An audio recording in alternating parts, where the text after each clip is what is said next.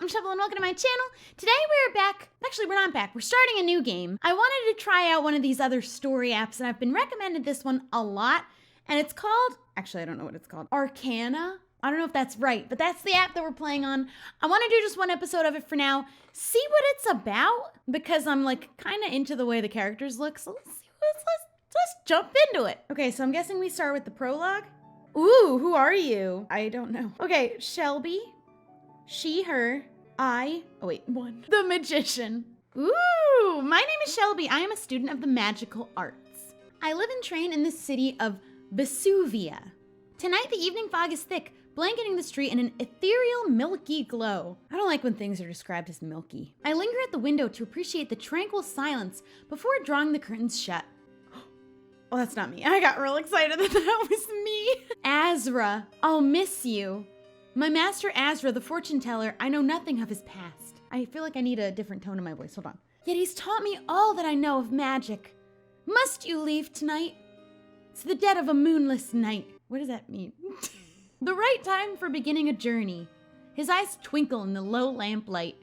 Here, take this. For you to play around with while I'm gone. A gift? How unusual. My tarot deck. That's the last thing I expected him to give me. The tarot deck is Azra's own creation imbued with great power. You think I'm ready, master? I don't like saying that. You think I want your creepy deck? All right, we're gonna play into the story. I'm gonna say you think I'm ready. You're still calling me that. You know I can't answer that for you. You've made incredible progress, but you still won't let go of your doubt. Do you think you're ready? Why don't we ask the cards? Why don't you ever answer my questions? Why don't we ask the cards? I really hope the death card doesn't come out. I don't know what tarot cards are. Excellent suggestion. Oh, I'm scared. A few rays of starlight peek through the gauzy curtains. Is that what? Why do they gotta use all these fancy words all the time? It's been a while since we've practiced. Because I've perfected it? Because you're always gone. I'm gonna say because you're always gone because I wanna see if that gets any information out of him. Maybe. Someday you'll find a real teacher. Well, I'm here now. What does that mean? Well, let's see how powerful you've become. He's always going on about how powerful and gifted I am. Oh my goodness, I'm just so gifted. His confidence is heartening, but I don't know where it comes from. When we sit down, something brushes along my ankle, smooth and cool. Oh? He reaches down from his chair and holds out his hand. A long purple serpent winds her way up his arm. She flicks her tongue at me. It's Faust, Azra's familiar. She's pleased to see me, I think. I want a familiar. Okay, first of all, that's a really cute snake. I love the art in this. This is why I wanted to play this in the first place. If we're all here, let's begin. I shuffle the deck. His gaze follows the cards as they slip through my fingers. All right, I'm gonna pick the bottom one. Or am I picking all of them?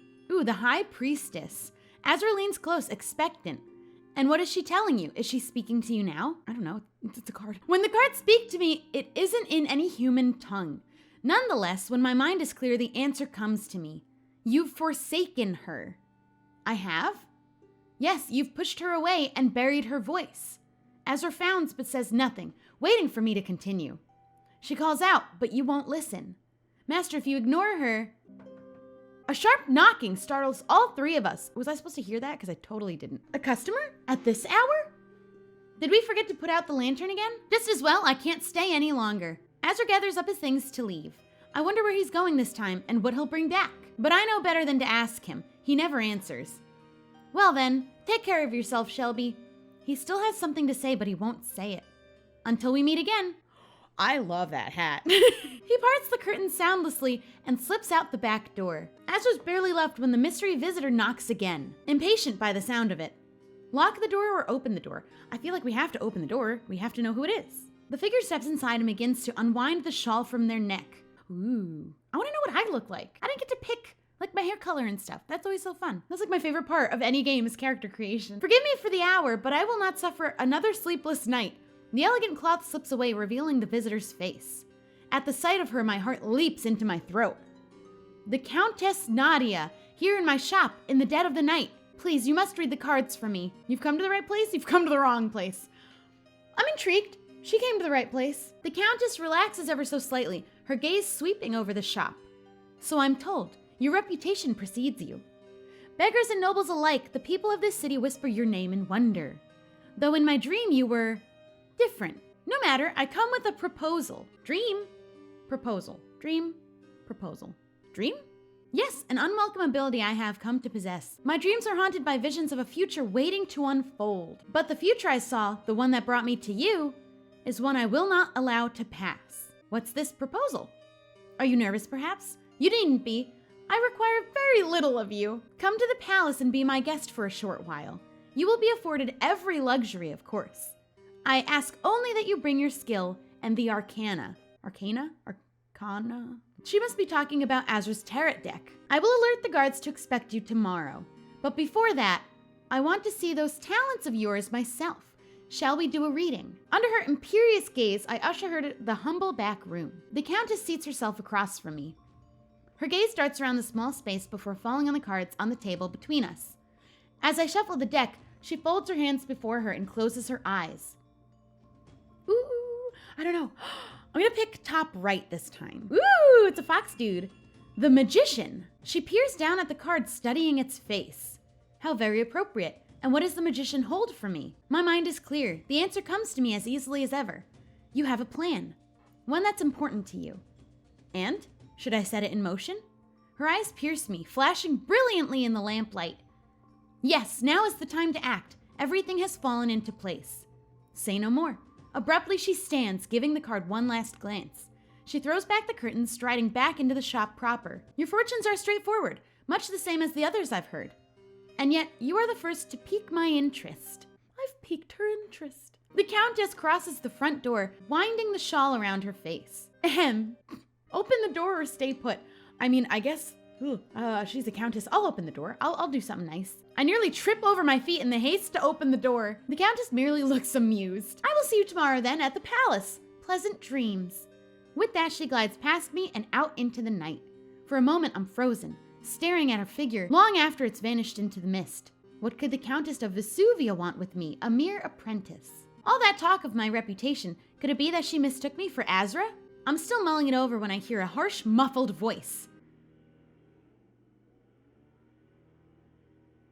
That's not the muffled voice.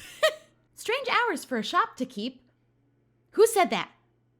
My gaze darts around the shop, chasing shadows in the dark. Behind you. I don't like that. Sure enough, when I turn, I see a figure looming against the door. What in the heck is that? So this is the witch's lair. Then who might you be? My heart starts racing as the masked intruder advances. Negotiate, escape, or attack. Negotiate. I got scared. There was a timer and I panicked. Who's asking? I managed to spit something out enough to give them pause. I'm asking. I'd rather not do it again. I'm asking, is what that was supposed to say. The squeal of leather makes me wince as the stranger reaches for their mask and tosses it to the floor. Ooh. He's got an eye patch. As I suspected, shock, horror. You know who I am, don't you? I do know his face. I've seen it on wanted posters around the city. But his name eludes me. No matter, quickly now, where is the witch? I take a deep breath to calm myself. It seems he only wants information, nothing more. Master Azra is gone. I don't know where. He never tells me. Master, is it? Ahem. I won't pry into your personal affairs. But if you don't know, and I don't know, why don't we ask your magic cards? This is what the room in the back is for, isn't it? I give a hesitant nod, unsure of the motives behind his odd request. After you, then. Can I date people in this game? I don't even know yet if this is a dating thing at all. And yet I'm already wanting to date everyone I've seen. He drops himself into the reading chair, looming over the table. Go on, no need to be shy. I don't know your name.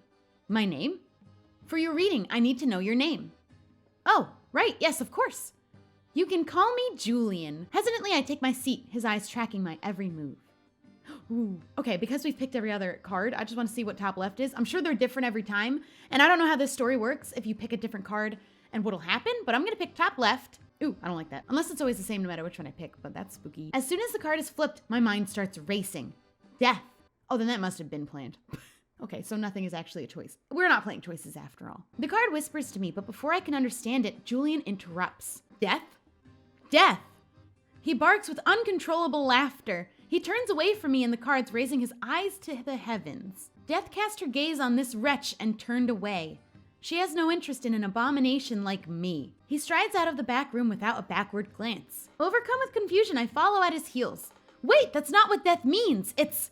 But Julian heaves a heartfelt sigh, shaking his head. No, my fate is sealed. But you've been hospitable, so I'll let you in on a secret. Your witch friend will be back for you. He's taught you his tricks. You may even say that he cares for you. He lifts his mask from the floor, staring into his glassy red eyes. But when he returns, seek me out for your own sake. Don't let him fool you, shopkeep. After giving me a long, hard look, he fixes his mask in place. Well then, the hour is late and I'm out of time. With a swirl of his great black cape, he throws the door open. It slams shut behind him as he disappears into the early morning fog. It's already morning? Wait, how did that even happen? Ooh, we're on to number 2, chapter 2. We're on I. That was quick, so I'm gonna go through this next one. I've seen many strange things in my time as a magician's apprentice, but the events of this night were the strangest yet. Seeking a moment's rest, I go upstairs to lie down and slip away, lost in a dream. Ooh, the sky is no more than a slim green line along the endless horizon. Azra sits beside me on the back of a strange beast. Master, where are we? Dark clouds bear down all around the landscape, a shifting sea of rust-colored sand. Ahead is a road of perfect black stone. Far enough from home, I think. Far enough for what? For answers, for clarity. And I need them soon. A storm is coming. He looks out into the distance, his voice dimming to a wistful whisper. I strain to see where the path leads, but it keeps changing. Soon there will be a crossroad. I don't know how to whisper. Soon there will be a crossroads. How soon? Where do they lead? Depends which one you take. His hands reach for mine, but he stops just short. The sands rise all around us on a chilly wind blotting out the sky. For now, Shelby, rest. I fall into a dreamless slumber. That's me literally every night. Every time I go to bed, I pass out instantly, and it's like my soul leaves my body, and I'm out. When I wake up, dawn light is filtering through the dusty windows. I spend the early hours preparing my things, casting wild shadows on the walls. I am to meet the Countess at the palace for some unknown purpose. I throw on a traveling cloak and hurry outside, dragging the heavy door shut behind me. After last night's intrusion, I turn the first lock, and then the second and the third. Almost satisfied, I press my right hand to the door and whisper a cross-me-not spell. I'm about to leave when the hair at the nape of my neck rises in alarm.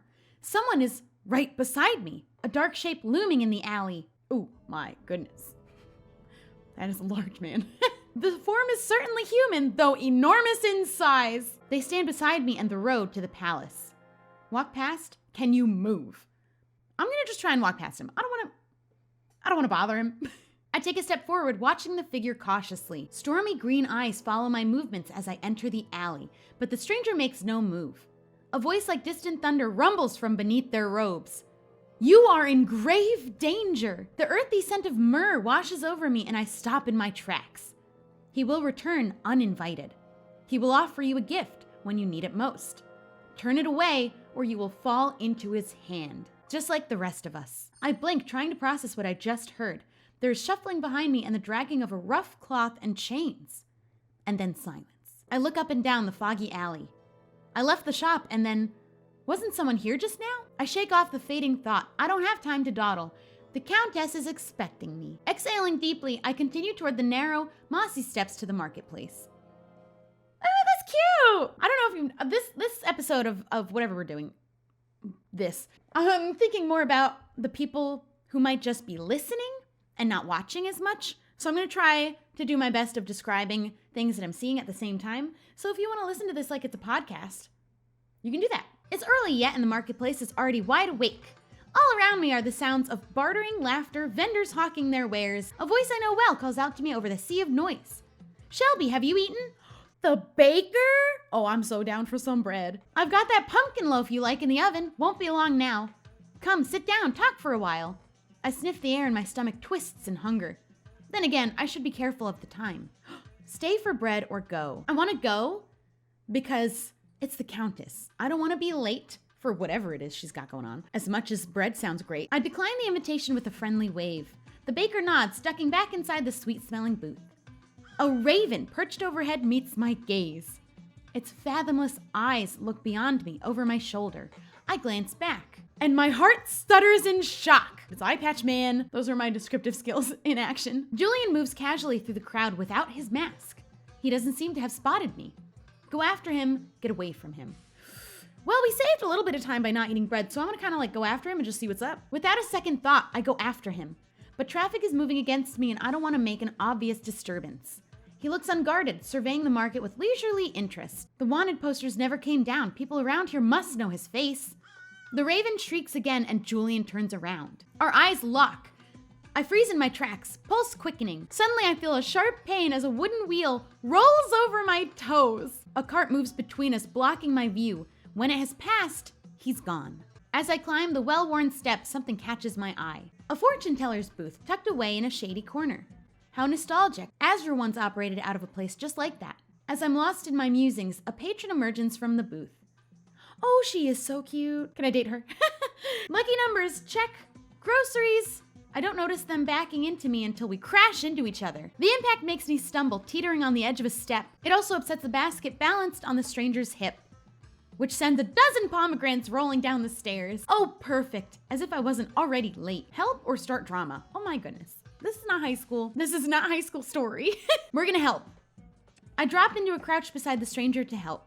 I spot a pomegranate as it's about to be stomped under a stray hoof and swipe it at the last second. When I hand it back to the stranger, their eyes sparkle with delight. Oh, thank you. How sweet of you to help. Together we hunt down the rest of the pomegranates. They're a little bruised, but no worse for wear. Well, I can't thank you enough. They offer me a hand. The skin of their small palm is rough against mine. Calloused. Probably shouldn't do this, but rubbing it off on a sleeve, they offer me a fruit from the basket. When I accept it, the stranger gives me a smile that warms my chest. Take care, all right? I'll see you around. She winked at me. Do we see that? This lady, she's cute, she winked at me. The stranger's eyes widen when they take a closer look at me. Wait, I know you. I'm at a loss. I have no idea who they are. You're Shelby, the magician. Countess Nadia said we were expecting you. You can call me Portia. I'm Milady's head servant. And Portia's name rings a bell. I think I've heard of her through gossip in the market. Gossip? Girl, spill that tea. Well, how lucky were we? Come on, I'll show you the quickest path to the palace. As the sun journeys across the sky, Portia and I climb stair after seemingly infinite stair. The higher we ascend, the fewer travelers we encounter along the way. By the time we reach the top, I can barely walk. Shelby, I'm glad you're here. The Countess could use good help. And you look like a good sort to me. When we reach the palace, it's near dark. Before me is a towering gate of twisted iron. Beyond that, the palace rises in a swirl of glittering spires. That is just like Disneyland. After you, Shelby. The gate slams shut behind me, and there is no turning back. As we approach the intricate doors, anxieties start to rise like bubbles coming to a boil within me. Is this wise? What awaits me in this fortress so far from home? Too soon we are standing before the doors. Here we are. She swings her fist against the copper plating, 3 skull-rattling strikes. As the last echoes fade, the pendulous doors swing inward. Woo! That's it for the chapter! Okay, then I want to stop it here. We did get through 2 chapters pretty quickly. Leave a like if you want me to actually continue playing this game alongside choices, because we can alternate between them. I'm really liking the art style, and I'm very curious about where this story goes. And let me know what you think in the comments. Don't forget to subscribe, and I'll see you guys next time. Bye!